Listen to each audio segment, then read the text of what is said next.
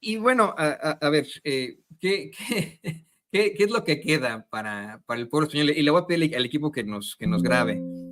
Han estado manejando en redes sociales y en los medios de España un par de mentirillas, ¿no? Que pues a lo mejor a ellos les parece una nimiedad contra el gobierno de México. Y otra cosa es que esto es algo, una verdadera infamia. Se plantea que los españoles sí eligieron a su monarquía desde 1978, ¿no? Que fue cuando votan este plebiscito que decidieron vamos a tener una monarquía parlamentaria y por eso es que tenemos a un rey que nos represente, pero efectivamente es una figura que ha estado acompañada en esta casa real, si se le puede llamar así, de serios actos de corrupción que tú mismo has exhibido, y que bueno, pues en todo caso resulta ser todo un bochorno para el pueblo español. Pero tú, ¿cómo lo ves? Tú como catalán, ¿cómo lo ves? ¿Crees que el pueblo español en conjunto, con todas sus comunidades, puedan soportar todavía a su monarquía, no sé, una década más? Bueno, soportar cuando no se puede votar, ni que hay consulta, lo soportas porque pues, tampoco hay mucho más que se pueda hacer. Por otro lado, obviamente ser un cambio de rey, eso es cierto que pues ya la situación del Papa era ya de verdad un desastre absoluto. Creo que este hombre casi consigue arruinar la monarquía, digamos, un hombre incapaz de controlar sus deseos y sus problemas sexuales, como buen Borbón. Ahí sabemos que los Borbones prácticamente desde hace generaciones no pueden ser distintos. Ese Felipe VI parece que es un poco menos, pero lo que intento decir es que la monarquía es una institución básicamente que se creó para defender los viejos intereses que durante el franquismo, digamos, representaron a los empresarios, los terratenientes, los bancos, los constructores. La monarquía representaba la posibilidad de que nunca hubiera un descontrol, que llegara quien llegara, incluso un jefe de Estado fuera la representación más perfecta de esa continuidad de una España como muy tradicional, como diría el presidente, muy conservadora, y que de esta manera garantizaba, incluso por eso siempre quedó la duda, el famoso golpe de Estado del 23 de febrero del año 81, un golpe de Estado, cuando la Guardia Civil entra al Congreso de Diputados, hay disparos, y durante unas horas todos estuvimos, yo era joven, tenía como 15 años, pero el temor de que otra vez empezaran a matar gente, los golpistas, los franquistas, en esas horas, que fueron como 6, 7 horas, hasta la madrugada, nadie sabía del rey, y el rey estaba avalando un golpe de Estado, porque por un momento como iba a llegar un gobierno de izquierdas, como había una crisis muy grande, como ahora había militares muy decididos a que la gente había que matarla, tenían la mentalidad tradicional de la gente que ganó la guerra civil, que la gente hay que abusar de ella, porque si se mueven, pues son peligrosos. Entonces, en ese momento, el rey no habló hasta la madrugada, cuando entonces supimos que nos había perdonado la vida y que estaba contra el golpe, y por tanto, todo el golpe de Estado, tanques en Valencia, ocupación del Congreso de Diputados, todo esto terminó, y desde entonces creímos la ficción que el rey había salvado la democracia, pero no, el rey había jugado a la posibilidad del golpe militar, y gracias al golpe militar fracasado, todo gobierno que entró al cabo de un año andaba más que dispuesto a estar bien con la banca, la gran empresa, los terratenientes, y no hacer ninguna reforma, ni la reforma agraria, que es algo que ya murió en los años 30 y nunca más volvió. Pregúntenlo en Andalucía, donde aún tenemos latifundios inmensos subvencionados con dinero de la Unión Europea. Ese es el rey de España. La figura del rey de España ha sido siempre esta. También cuando visita América, cuando el continente es americano, cuando ha visitado desde México a Venezuela, nunca pudo dejar la monarquía de ser lo que era. Aquel famoso ¿por qué no te callas? A Hugo Chávez, en la cumbre iberoamericana, es casi la muestra más clara de la incapacidad de tratar como igual a los presidentes de los países latinoamericanos. Es imposible, hay una mentalidad absoluta de paternalista, digamos, y España solo se entiende consigo misma. A ver, es muy fácil, recordemos, pongo un ejemplo para entendernos. Cualquier español que viaja a México toma el avión y se habla con un mexicano de dinero, que va en avión, que tiene casa en Madrid, en 5 minutos le da la razón que Obrador es un populista, que esto es una dictadura casi, que España es la salvación de México. O sea, un español no tiene que cambiar de idea porque en su entorno, si llega al aeropuerto de Ciudad de México, si va a Polanco, se hacen negocios, la gente que va a encontrar a su alrededor le van a repetir, y aún incluso peor, de que si no fuera por España y Estados Unidos, naturalmente, son los dos países más importantes para salvar el orden en México, si no fuera por España no seríamos nada. Tenemos una cantidad de influencers hispanistas. Recordemos, Toño, cuando al PAN se le ocurre invitar a Santiago Abascal, que no sabían bien quién era, no sabían bien quién. Ay, perdón, no sabemos que era de Vox, era. ¿Por qué? Porque es lo mismo. En México hay una minoría de esos que llevan la bandera española en el coche, ahí en su camioneta, para marcar que ellos son como españoles, ¿no? Ellos sí son cachupines de verdad, son una casta distinta. Para ellos, la marca de mi abuelo era español, mi abuelo era asturiano. Bueno, hay variaciones, mi abuelo también puede ser libanés, que mi abuelo no es mexicano, eso sí, para marcar la diferencia como de castas. Entonces, España sirve para eso. Por tanto, el gran problema es que los españoles están muy mal acostumbrados, porque en su entorno, si se mueven en un entorno, el entorno de panista habitual en las colonias más fresas de la Ciudad de México, o incluso aquí en Puebla, donde vivo yo, donde es muy normal que la gente alardee de españolidad, es muy difícil que entiendan lo que está pasando, porque es una caja de resonancia de sus pendejadas, ¿no? Es una incapacidad completa para entender países importantes como México, con una economía mucho más importante y una historia mucho más rica, variada y compleja. Entonces, por definición, funciona la total ignorancia, les vale madres, o sea, ni quieren, ni entienden, ni quieren entender. Es como perder el tiempo. Y los que entienden van a ese juego de la hispanidad, esa retórica, digamos, de que salvaron a México del canibalismo, del pozole de niños, esas cosas habituales, esas mamarrachadas, por perdón. Y, por otro lado, si alguien entiende, es peor, porque no entiende nada. Llega, insisto, en el avión. Digo, porque me acuerdo de muchos viajes. En 5 minutos alguien te va a decir que es que yo conozco a la gente de Sheinbaum, es que es horrible lo que van a hacer. La reforma judicial, estamos en una dictadura, es terrible. Y dices, bueno, con esta gente que en México son como la quinta columna de la hispanidad y de Miami, ¿cómo van a entender lo que hacen mal? Es casi imposible. Viven en burbujas de empresarios, de dinero, de gente que repite como merolicos esa idea terrible de que si no fuera por España, México no sería nada. Lo cual obviamente no es una forma de funcionar realmente, pero insisto, a mí lo que me preocupa a veces es que hace Morena firmando acuerdos con el PSOE.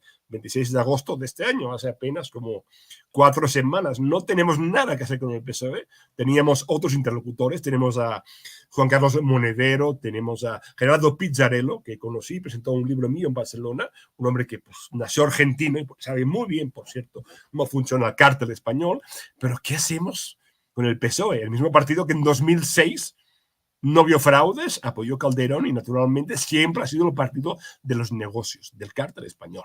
Partido, o sea, es como hablamos del PRI, ¿qué hacemos del PRI? Nada, el PSOE es un partido con el cual no tenemos nada que hacer, no hay ninguna esquina donde ir, literalmente. Pero bueno, me queda la duda, espero que gracias a la carta de Sheinbaum, pues ese acuerdo con el PSOE termine en nada, confío. Sí, y van a quedar exhibidos una y otra vez. Te ha de pasar que la gente al conocer que es catalán, bueno, te va a decir, eres español, seguramente de inmediato te hablan mal de López Obrador. La cuarta transformación, por eso que dices, ¿no? Que sí, se asume que automáticamente vas a estar en contra de la izquierda. Pero quiero cerrar con eso y le pido al equipo que nos grabe, Oriol. Acá en Estados Unidos existe la izquierda, pero no tiene presencia. Se dice que Bernie Sanders es nuestro gran ideario de la izquierda, que podría tener una representación con Jill Biden. Aquí en Kansas City, donde yo estoy, sí hay muchos líderes de izquierda que han conseguido incluso puestos en el ayuntamiento y me da mucho gusto, pero en la realidad tenemos este sistema bipartidista y a esas nos enfrentamos. Hoy, allá en España, efectivamente, ¿no? A pesar de que tienen estos satélites muy malos como Vox, pues es un sistema bipartidista entre el PP y el PSOE, pero también existe ahí Podemos, como tú bien nos lo mencionabas.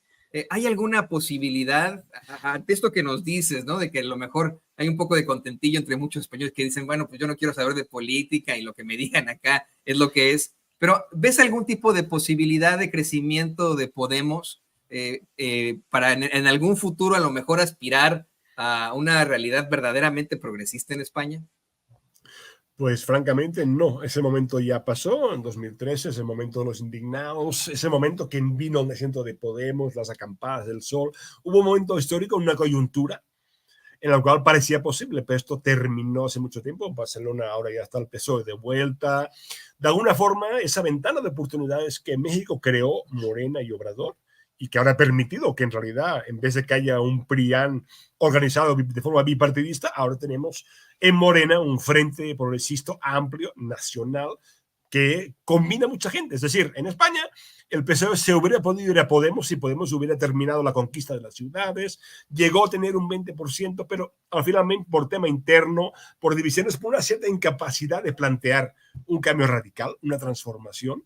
También en general los cuadros surgidos de Podemos, Íñigo Errejón y otros, eran tan moderados que al final del día parecía que no eran tan distintos al PSOE.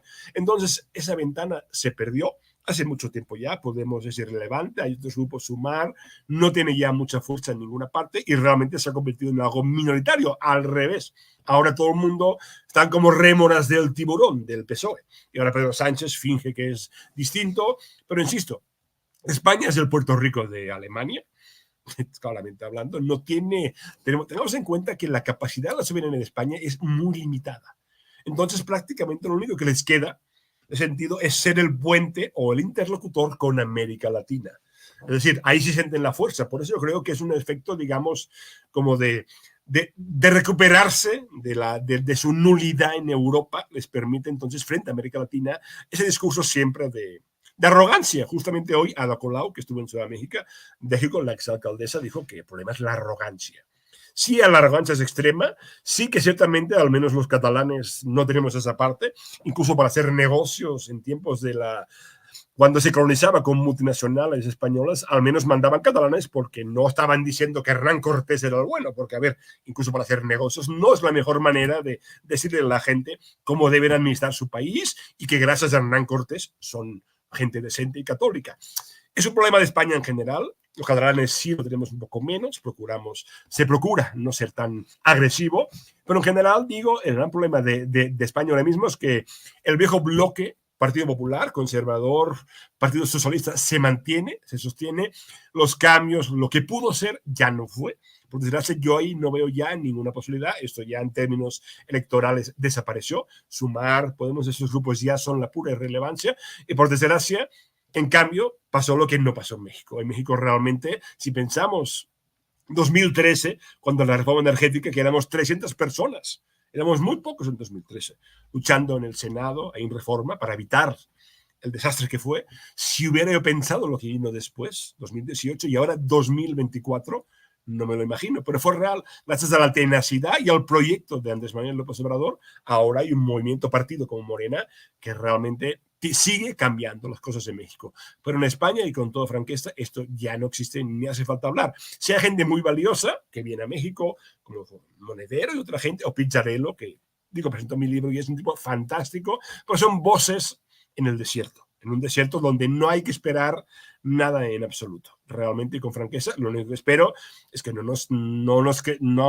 importante es que no hay que quererle nunca al PSOE. Ese partido es un partido que representa el orden constitucional, a la monarquía, a los negocios y a la corrupción. Es el partido que más duró en España, pero es el PRI, como decía en los 80, es una versión un poco más sofisticada, si quieren, del PRI, pero es lo mismo, no hay nada que hablar ni tener con el PSOE. Pero para el resto no hay mucho que decir en España. Con franqueza, no hay mucho que esperar, excepto gentes y voces muy decentes. Ya hace años, décadas, había grandes escritores favorables a la causa de México, como Ramón de Valle Inclán. Hay voces también ahora, hay que agradecerlas, hay que combinar, hay que tender puentes y siempre recordando lo que dice Obrador. Nunca son los pueblos, nunca enfrentar a los pueblos. Son las élites, como dijo muy bien en esta mañanera hoy, son las élites las que quieren siempre, digamos, destruir los proyectos soberanos de cada país. Siempre hay que buscar la concordia entre los pueblos y qué desgracia, qué triste que el proyecto del año 21, esa reconciliación a partir de la caída de Tenochtitlan, hubiera sido un gran proyecto. No costaba nada, como diría Catalán, ni una peseta, ni un euro costaba realmente el esfuerzo, pero no se quiso hacer y ahora estamos pagando las consecuencias. Qué bueno, porque a México se le respeta. Pues le seguiremos mandando a los Salinas, a los Peña Nieto, a los Calderón, a los Ciro Gómez Leiva, y pues a lo mejor los podremos intercambiar por los Oriol Mayor que se vengan acá a este continente. Bueno, todos van para Madrid, ya ves que Madrid no es la capital del... No hay cabrón que no vaya hasta Salinas de Gortari y ya es español, aunque sí, judío. por judío. Ya sabes que Salinas de Gortari fue por ascendencia, inventó ascendente judío. Y Salinas de los Gortari. sefarditas. Es que esa es otra, ¿no? Fíjese usted que nos ve, que nos escucha, que mientras el gobierno español se niega a ofrecerle una disculpa a los pueblos originarios de México, en 2015 sí que tuvo una reparación del daño a los judíos sefarditas que habrían sido expulsados hace cientos de años, ofreciéndoles incluso a gente que tiene apellidos más bien muy españoles, la ciudadanía europea, ¿no? Pero bueno, así será. Bueno, así es la vida. No hay corrupto y cínico como Salinas, que de judío tiene lo que yo, que Sí. no consiga pagando, San Pedro canta. Sí, exactamente. Pues, querido Oriol Mayo, qué gusto platicar contigo una vez más, no te desaparezcas tanto, veámonos muy, muy pronto aquí en Sin Censura, y te pido por favor que nos compartas tus redes sociales, si viene algún libro próximamente, cuéntanos. Bueno, el informe Iberdrola, ¿por qué el capitalismo verde no salvará al mundo?, está pronto a aparecer en Fondo de Cultura Económica, aunque bueno, por la transición aún no sabemos la fecha en la cual va a aparecer, pero pronto ya confirmar cuándo saldrá el libro en México. Y mientras tanto en Twitter, @OriolMayo, aunque no publico mucho porque en Twitter prefiero ver la pelea, pero es un lugar muy rudo y me da miedo, ya estoy viejo ya para aguantar tanta madriza, pero ahí estoy, y si alguien quiere pues contactarme, en Twitter ahí estoy siempre. Siga a Oriol Mayo, el periodista y escritor Oriol Mayo, aquí en Sin Censura. Muchas gracias, amigo. Nos vemos muy pronto.